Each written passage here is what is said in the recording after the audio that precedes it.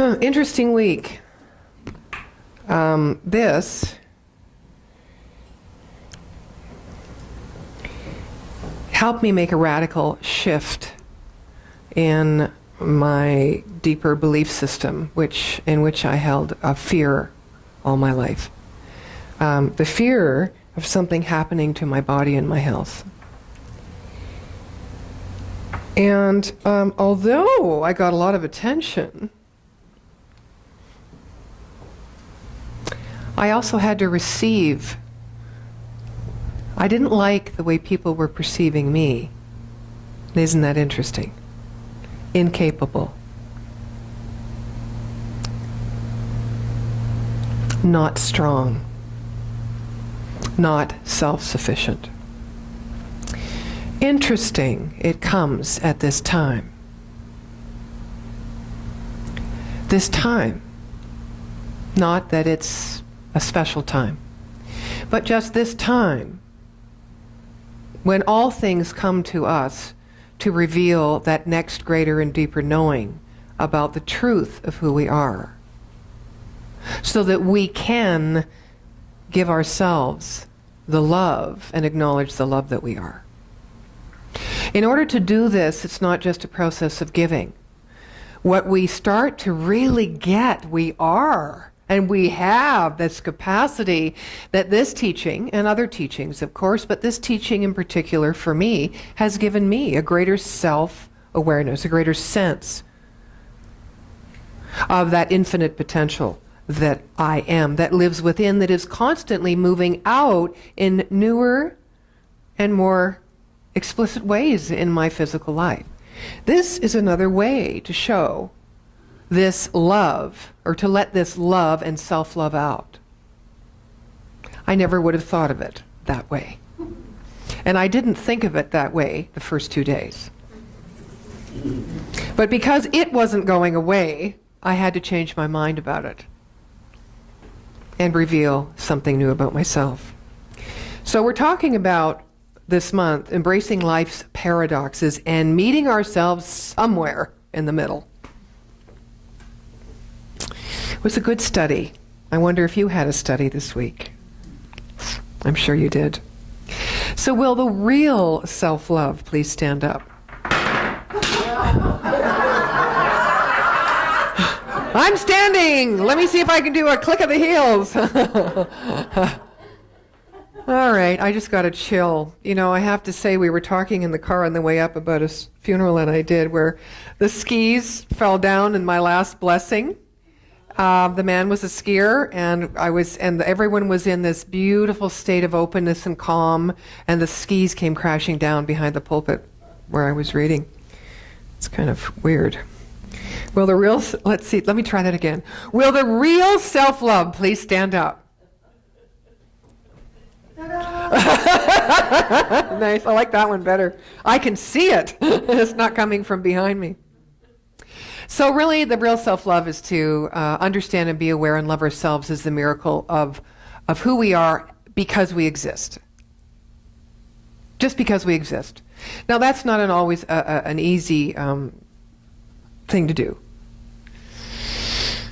Just to accept ourselves for who we are, the light parts, the dark parts, and as Reverend Doug likes to say, Dove, the good, the bad, and the ugly.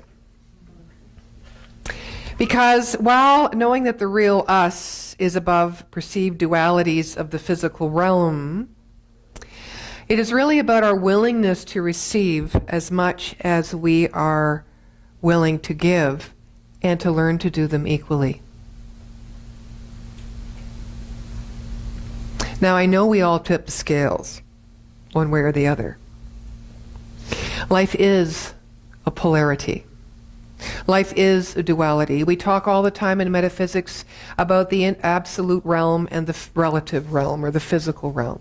That place of invisible, infinite energy and essence and consciousness that is constantly moving itself energetically from the invisible into the visible by means of our own mind field, right? Our own mind field. Loving self truly is about understanding our values and our boundaries.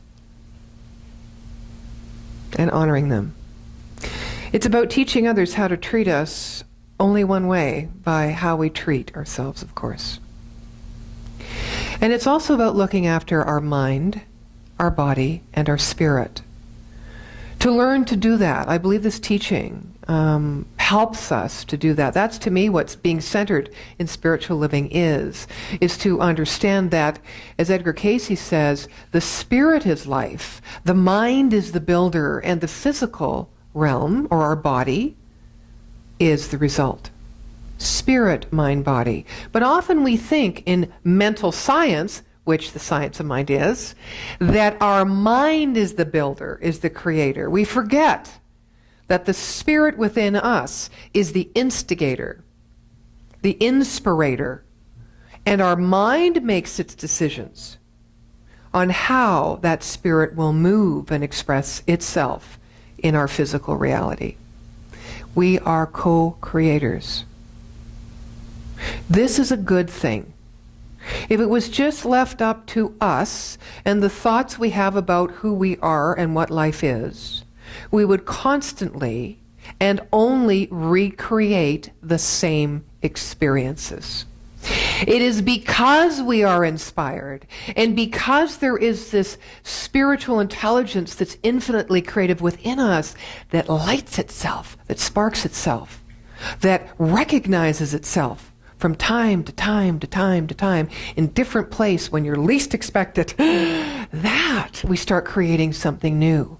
And when we start creating something new from the place of loving self and life, our divinity and our humanity moves closer and closer and closer, and we find ourselves somewhere in the middle of the two polarities. The light and the dark of us, that which we love about ourselves, that which we don't like about ourselves.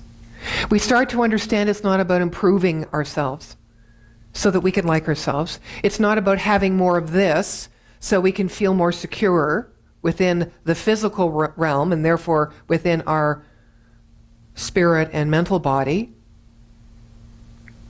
It's about learning to love ourselves wholly, which means expanding from the center of truth vertically into our sacred communion and our relationship with ourself and our God, whatever that is, and horizontally. That apex, that center circle in the middle. Dr. Dennis Merritt Jones has been my guest on my radio show, and he is last Monday and the next 2 Mondays. He calls that place the sacred intersection, right? Where the vertical knowing and truth of who you are is expressed in the horizontal level or the physical realm of our life. Now, I know that each of you understands self-love. I do know that. I know that I do in certain areas and in certain moments, right? We know it. So the real self-love, that place that Jesus knew about, where he didn't have to think about life. Instead, he just saw life.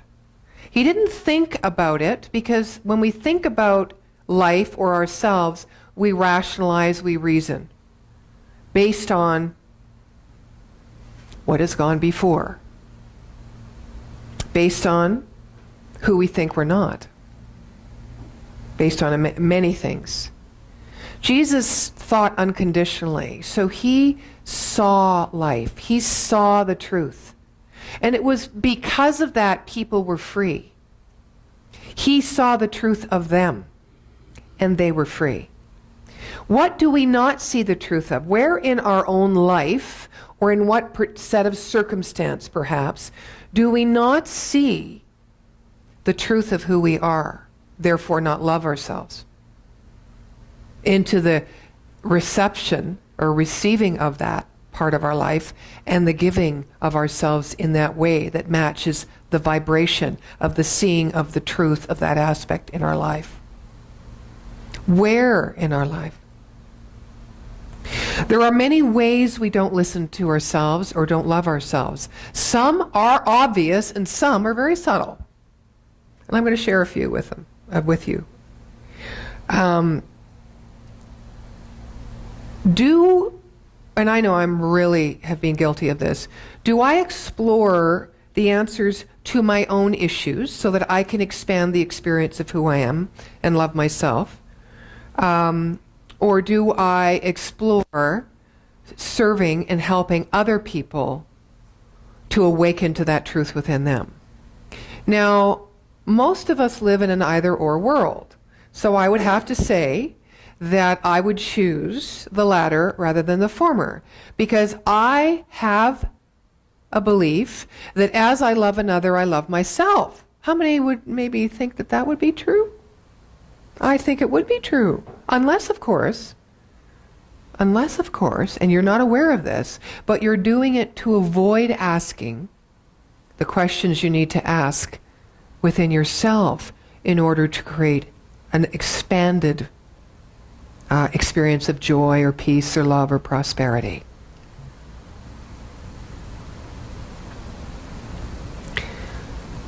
Do we know how to relax, or do we resist it because we're just too tense at the time? Embrace the paradox. Do we nurture all aspects of our life or just a few?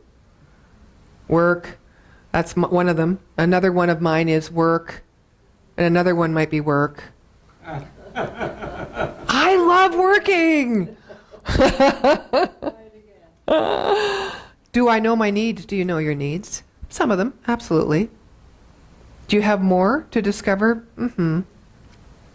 Do you honor your story instead of trying to banish it or judge it? Do you honor it?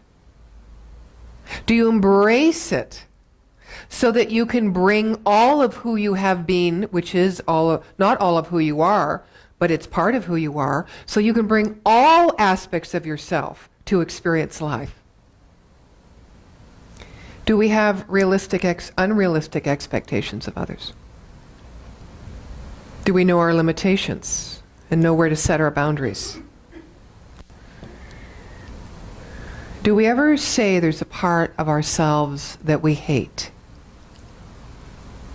Or are we aware of parts of ourselves, no matter what level, emotional, mental, or physical, that we disapprove of or judge? To really know self-love, we need to know the ways we express self-hate or self-judgment. And they can be very subtle shades of neglect and indifference. It's like when an animal is wounded, their instinct is to go away, but when they are confronted with another, their instinct is to protect themselves so that they will not incur another hurt or a deeper wound. We're like that. When we're hurt and we live from those hurts and think about how to show up and get around in life instead of see life as the truth or see ourselves as the truth, which is just love, then we instinctively want to protect ourselves and hold ourselves away from love. We do that when we hold ourselves away from what we think might hurt us. You can't withdraw and protect yourself from being hurt without withdrawing and separating yourself from love. Because the potential of love lies in the fear, and the potential of fear lies in love. These show up as two polarities, as a paradox. But in truth, there is only one thing. It's energy. And we get to make it whatever. We get to lean into wherever our mind takes us.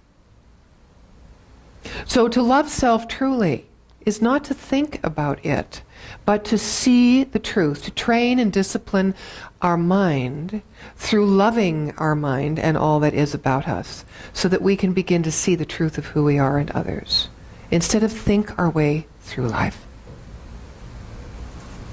Ego-based self-love is based on insecurity and survival, and spirit-based self-love is integrated in the self, and it comes across as empathic energy, empathic connection to self, to life, to others.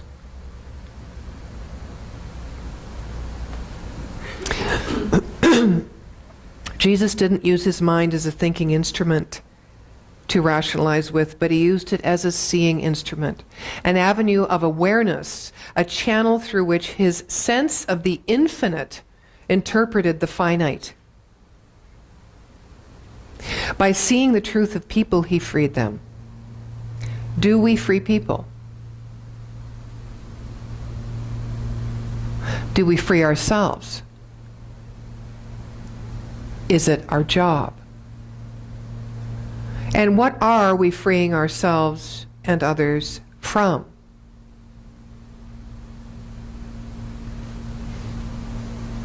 For me, it's the prison of my own mind.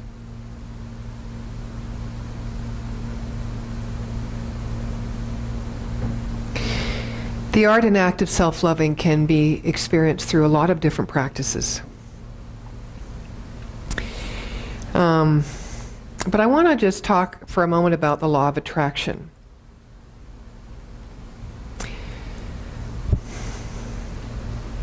Most of us who have had a taste of mental science or metaphysics or been on the spiritual path have obviously come across this idea that whatever we put out, we get back. Right? It's an energetic, it's a scientific fact. The vibration of our thought will draw to it an equal and like vibration. We've also learned, if we've studied for a while, that often we get back something that doesn't look or feel like an equal vibration to our conscious desire. Right? We all know that. So then we learned that we have one brain, but it operates with two functions, conscious and subconscious. We are all well of that. But often the law of attraction is taught that if you don't want more of what you've got, a condition in your life you want to change, think about the opposite. Now, when we teach spiritual mind treatment, to treat our own mind, to know the spiritual truth of all things, we often, on level one, will often say, okay, well, what is it you don't want in your life? Well, I don't have any money in the bank. Well, I want a loving relationship, or the relationship I'm in isn't loving, and I want to change that. So we start to move from the traditional way of prayer into this new way of understanding that it's all one thing, and that we need to shift our consciousness if we want a condition change. So we start teaching it on that level first. But somehow a lot of people, me included, for quite a few years in learning about consciousness and the relationship of mind and body, consciousness and condition, got stuck at the level of, if I don't want what I have and I want something different, I need to change my mind, and how I do that is focus on what I want.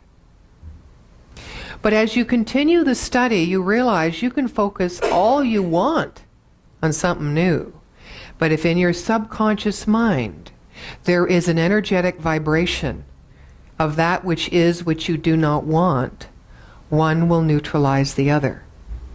So then you learn, well, what do I need to do to build up this energy field in my conscious mind to obliterate all those other thoughts that I've thought all my life that's the law of my being somewhere in the dark, dank mystery of my subconscious, which I really don't want to get into. So then most of us are kind of there. So how do you attract something new in your life?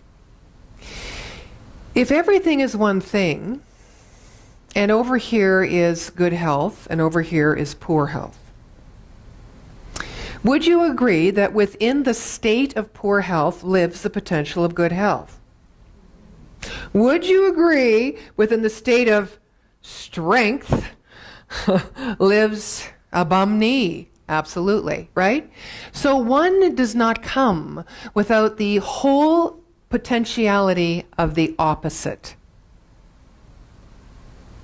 In this, we start to embrace the paradox. The paradox is good health, bad health. How can we be in good health without the potentiality of bad health or have known bad health? The same thing can be in relationships, finances, or anything.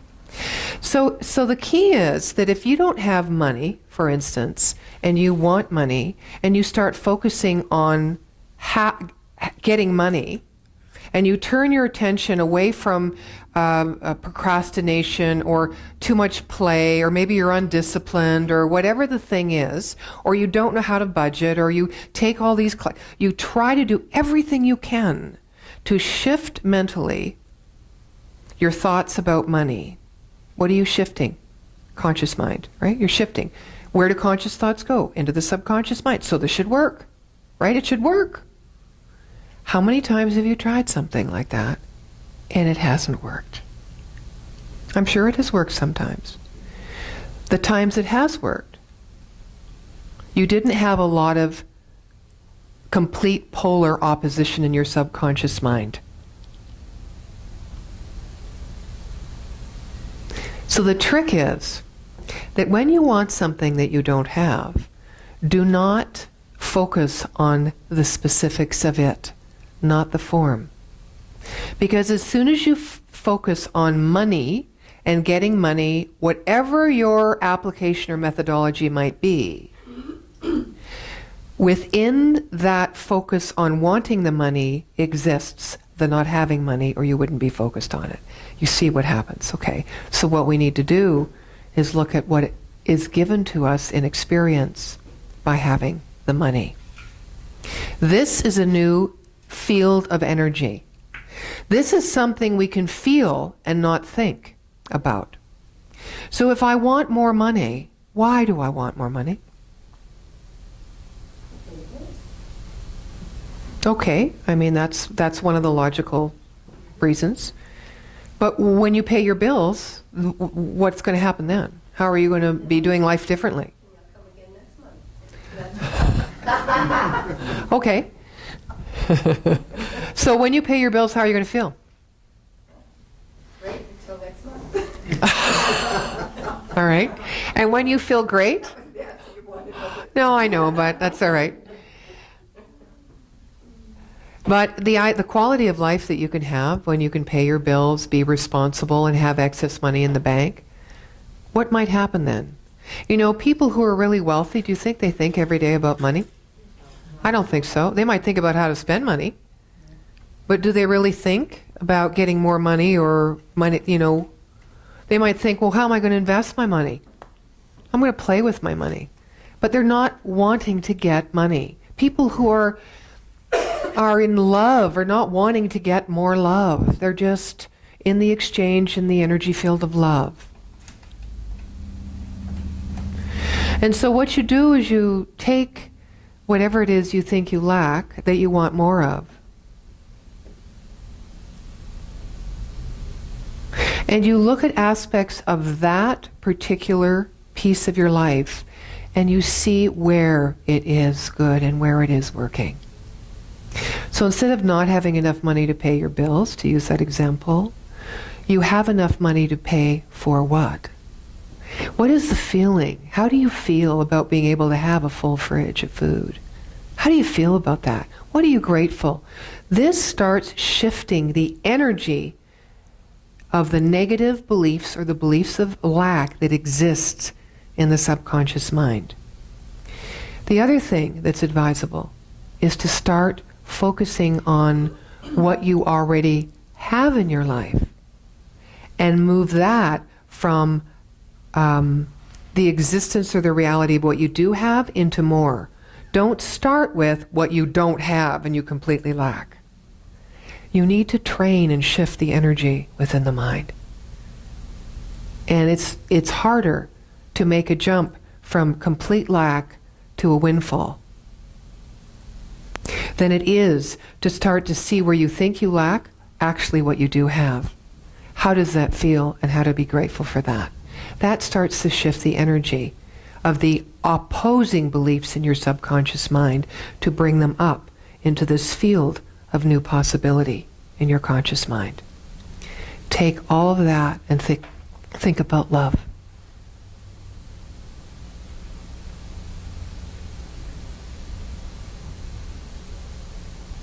Can you walk outside today and see the kindness that people do? Can you bless them for the kindness they do? Can you bless people who aren't even being kind in that moment for the kindnesses they do? Can you see the truth of them despite their energy, their actions, their words? This is seeing. It isn't thinking. Siddhartha Buddha said, "You can search throughout the entire universe for someone who is more deserving of your love and affection than you are yourself. And that person is not to be found anywhere. You yourself, as much as anybody in the entire universe, deserve your love and affection." What is it you most need to hear from others? What is it you most need to know about life, about yourself? Start there and see what it is you already have in those areas. Don't think about it based on what might bring you greater freedom or peace or security. See where you already are truly in it. There is a single source of all love. There is a single intelligent consciousness that pervades this entire universe. It's all-knowing, it's all-powerful, and it is all-loving. All creative, and it's present everywhere at the same time. Throughout all of history, this single consciousness has been revered by many names.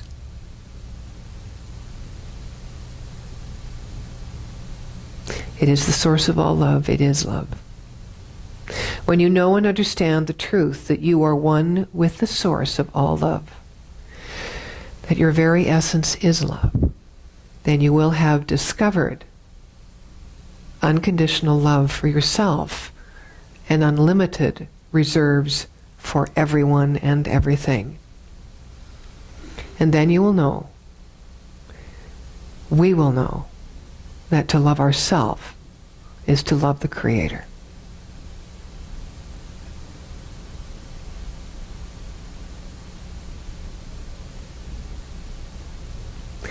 We can see the truth not in spite of our reality, but because of it. And so it is. So it is.